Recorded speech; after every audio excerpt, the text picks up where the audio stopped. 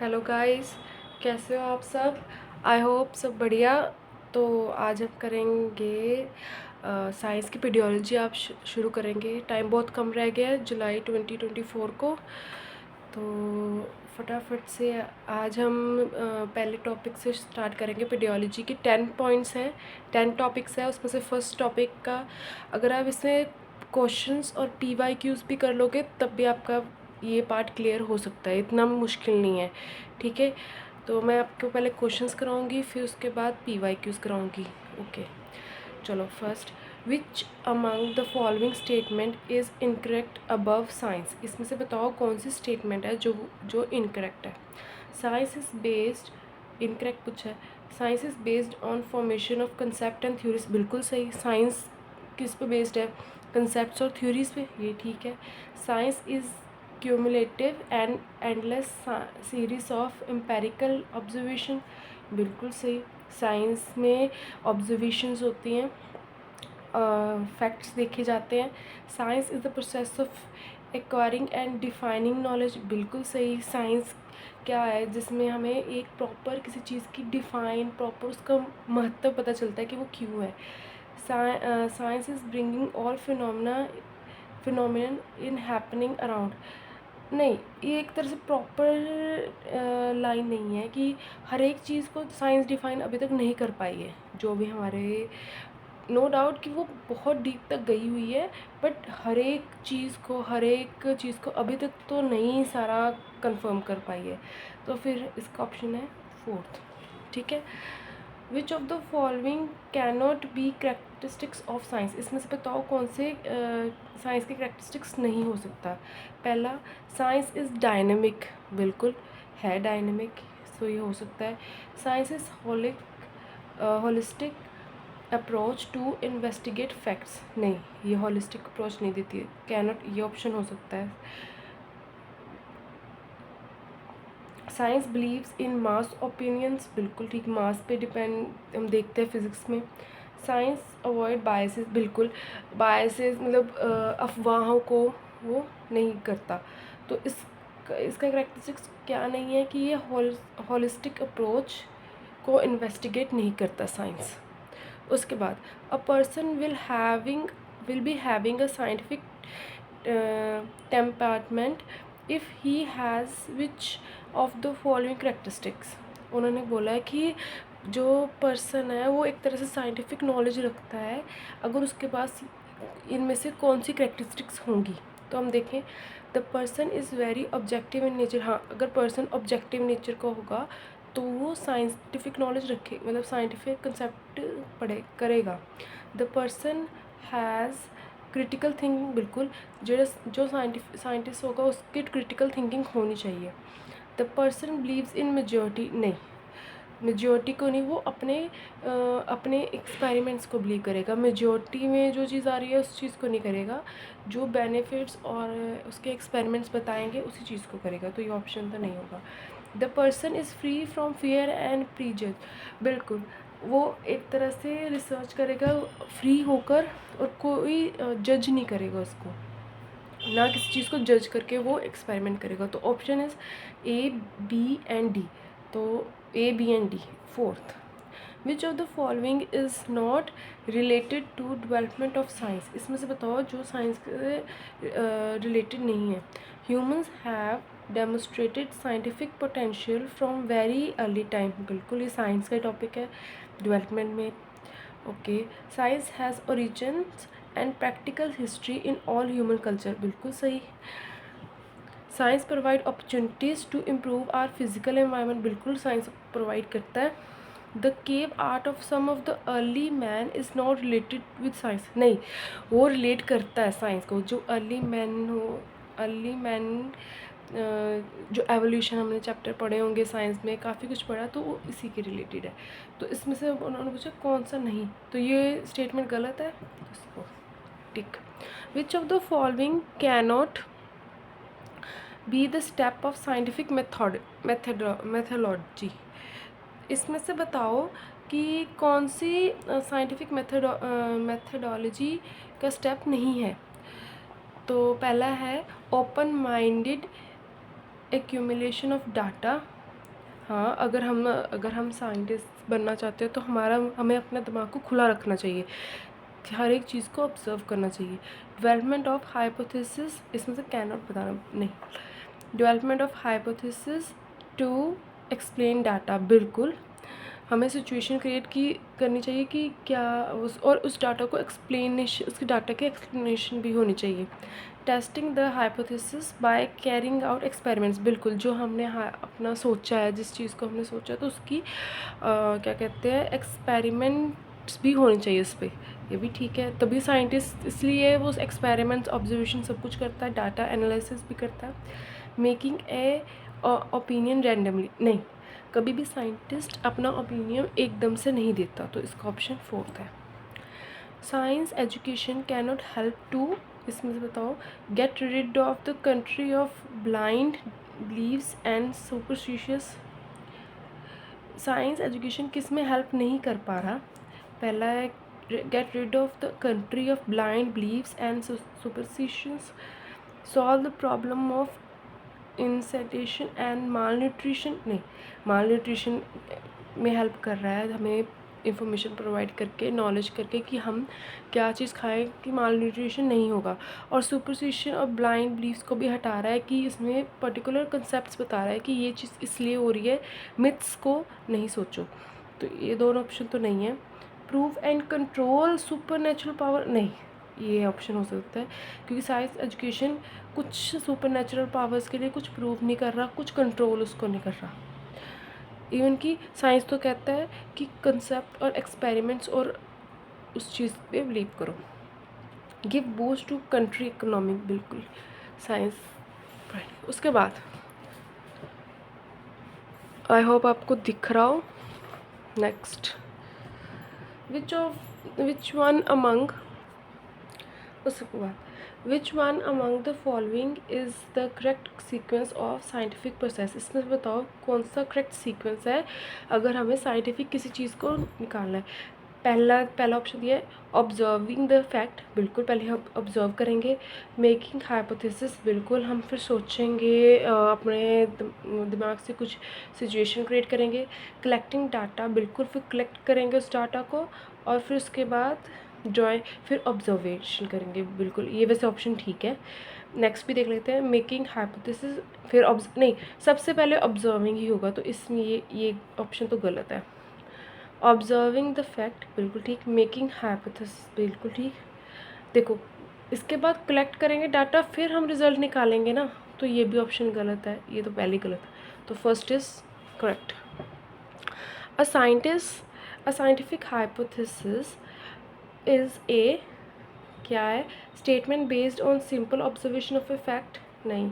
Tentative explanation capable of being tested by observation और experiment, बिल्कुल scientific hypothesis क्या है कि जिससे हमें पता चल सके कि एक एक्सप्लेनेशन मिल सके कि जो हमने ऑब्जर्व किया और एक्सपेरिमेंट्स किए हैं, ठीक है। उसके बाद the scientific temperament enhance observation skill, हाँ बिल्कुल, साइंटिस्ट वो होगा जो ऑब्जर्वेशन, उसके बाद जिसके पास ऑब्जर्वेशन स्किल्स होंगी, एक्सपेरिमेंटल स्किल्स होंगी, क्रिटिकल स्किल्स होंगी। तो इसका ऑप्शन क्या है, ऑल ऑफ द अबव, ठीक है।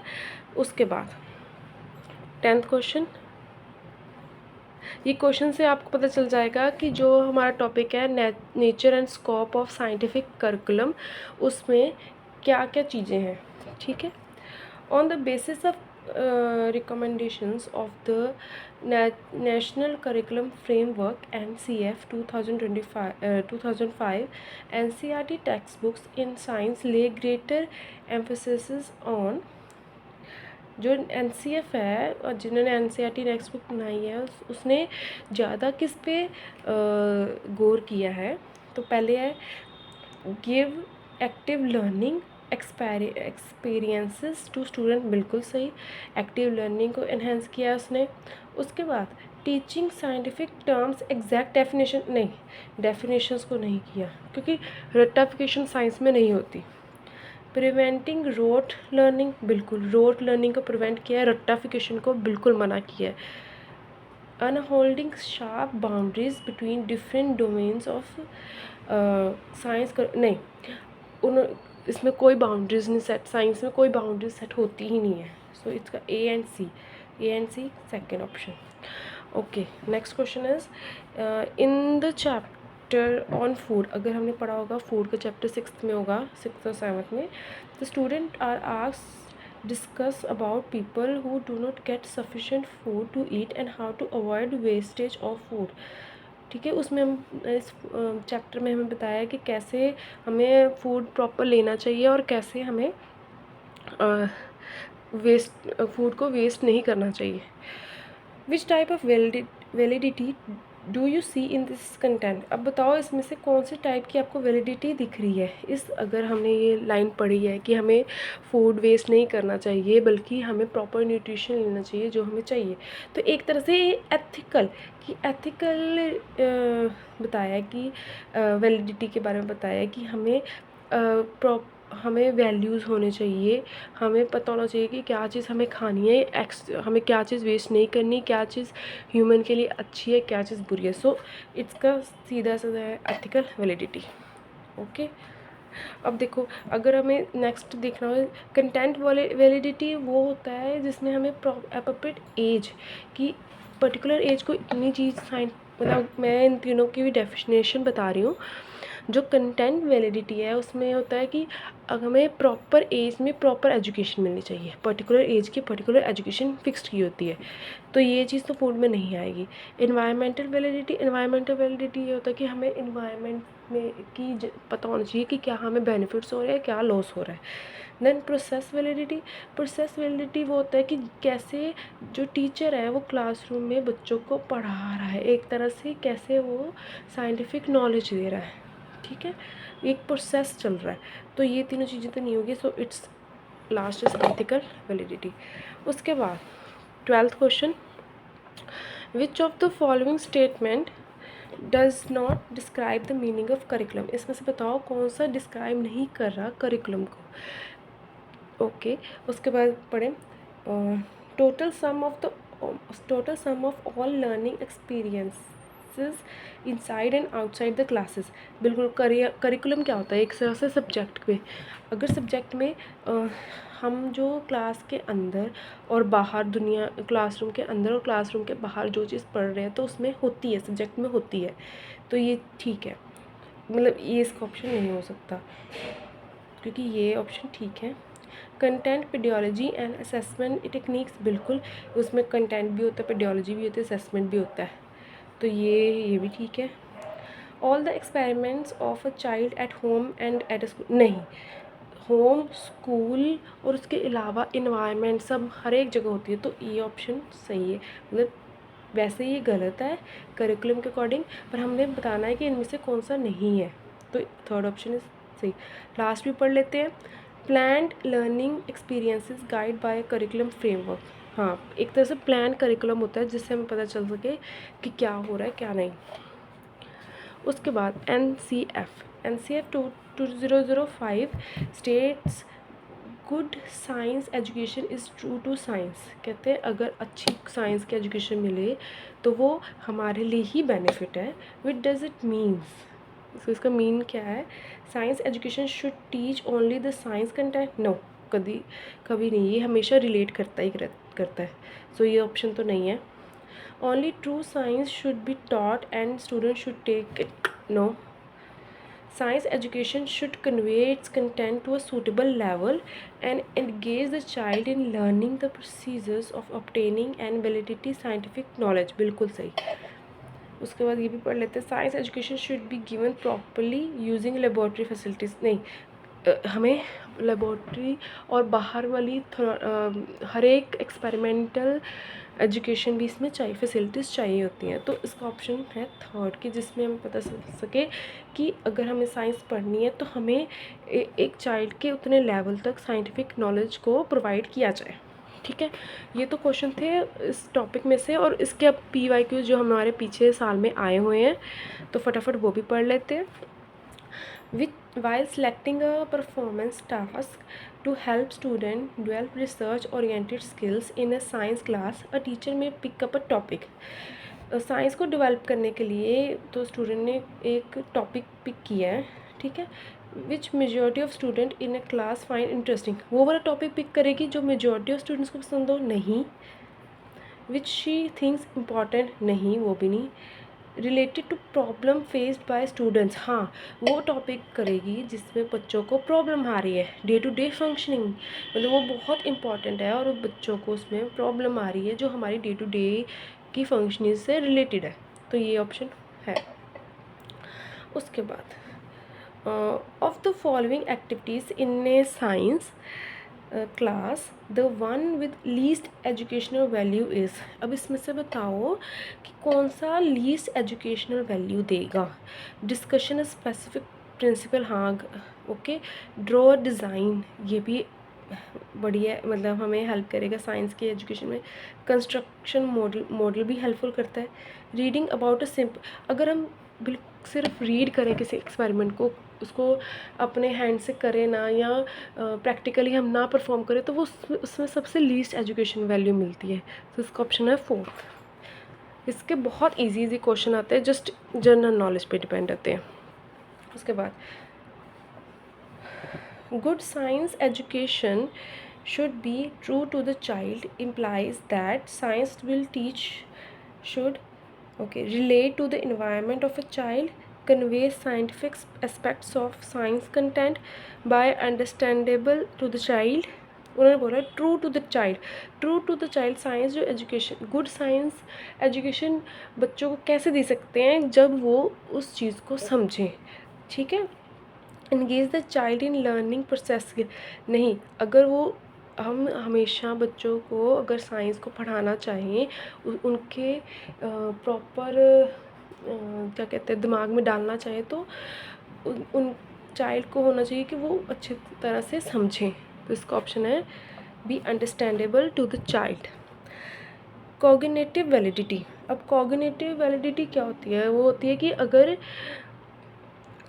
हम बच्चों को पढ़ाएं और बच्चे उस चीज़ को अच्छे से इंजॉयबली समझें और उस पर इकट्ठे इंटरेस्ट बढ़ाएं, ठीक है।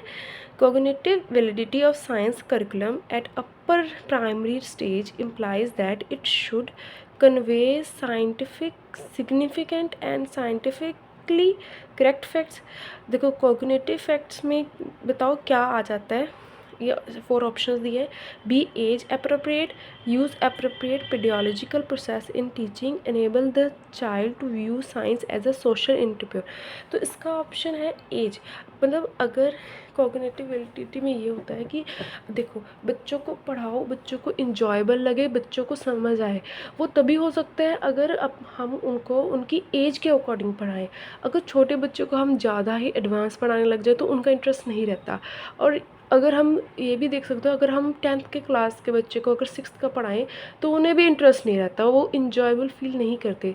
तो सबसे इम्पॉर्टेंट चीज़ ये है कि अगर हम बच्चे को एज के अकॉर्डिंग ही पढ़ाएं तभी ही ये मुमकिन है कि वो अच्छे से पढ़ सके, ठीक है ना, बेनिफिट उन्हें मिल सके। उसके बाद which one of the following statement is true about the laws and theories, इसमें से बताओ कौन सी स्टेटमेंट ठीक सही है लॉज और थ्योरीज के अकॉर्डिंग।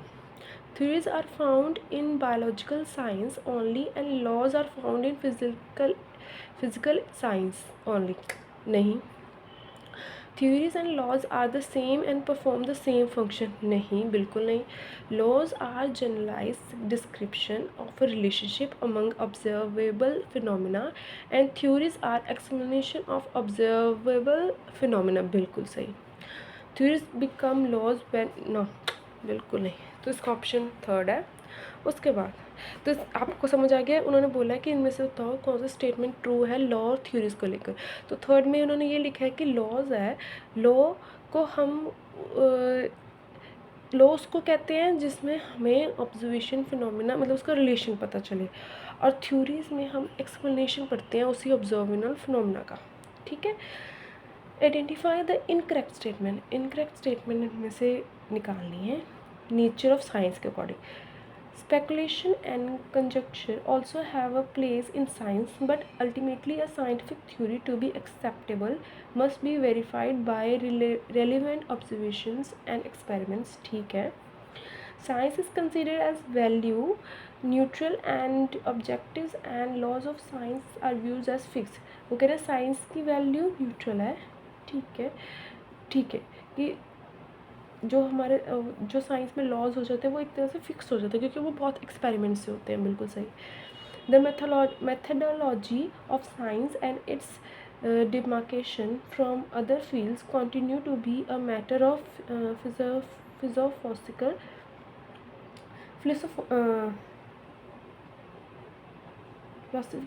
philosophical debate, बिल्कुल ठीक। Even the most established and universal law of science are always regarded as provisional, subjects to modification in the light of new observation, experiments and analysis। इसमें देखो, वैसे तो ठीक है कि हमें मॉडिफाई करना चाहिए, पर उन्होंने बोला है even the most establish and universal law of science are always regarded. Always नहीं, हमेशा नहीं, कभी कभी है। सो इसका ऑप्शन ये है। तो इसमें पूछा इनकरेक्ट, तो इनकरेक्ट ऑप्शन फोर्थ इसका। तो ये सारे इसका ऑप्शन है फोर्थ आंसर। Okay, next.